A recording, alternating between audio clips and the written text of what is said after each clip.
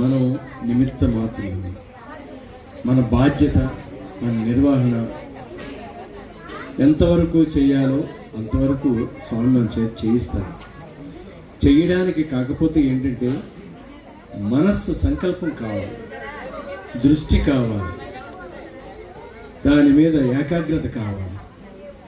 ఏకాగ్రత ఉన్నప్పుడు మనసు చెల్లించదు, బుద్ధి వక్రీకరించదు, సక్రమైన మార్గంలో వెళ్తారు. ఈరోజు గురువు గారి దగ్గరికి రావడం అనేది చాలా చాలా పుణ్యం చేసుకుని ఉంటే రాలేమని అనిపిస్తుంది. ప్రతి చోటికి వెళ్తూ ఉంటాను, ప్రతి చోట తిరుగుతూ ఉంటాను, కానీ ఎందుకో ఇక్కడ వైబ్రేషన్ అనేది ఎక్కువ కనబడుతూ ఉంటుంది.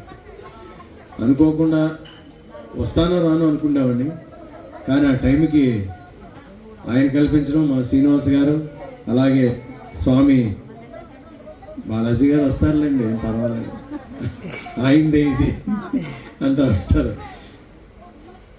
నేను ఎలా ఉపయోగపడతాను, ఏమి చేస్తాననేది ఆ దేవుడు నాకు నిర్ణయం చేస్తున్నాడు.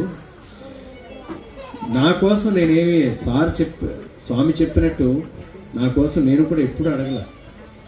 ఎదుటివాడు బాగుండాలని కోరుకుంటాను, ఎదుటివాడు వాళ్ళు సక్రమంగా నడవాలని కోరుకుంటాను.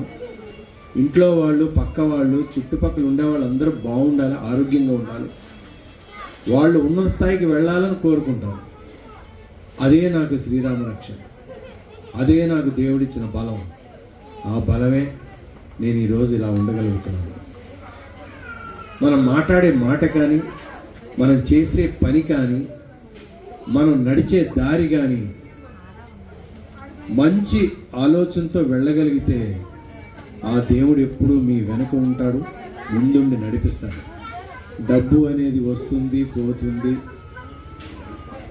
అది నిలకడగా ఉండకపోవచ్చు, కానీ మన బాధ్యత అనేది మనతోనే ఉంటుంది. బాధ్యతను విస్మరించకుండా మనం అనుకున్న దాని గురించి, మనం చేయాల్సిన దాని గురించి దృష్టి పెట్టగలిగితే అదే మీకు పెద్ద ఆరోగ్యం, మహాబలం.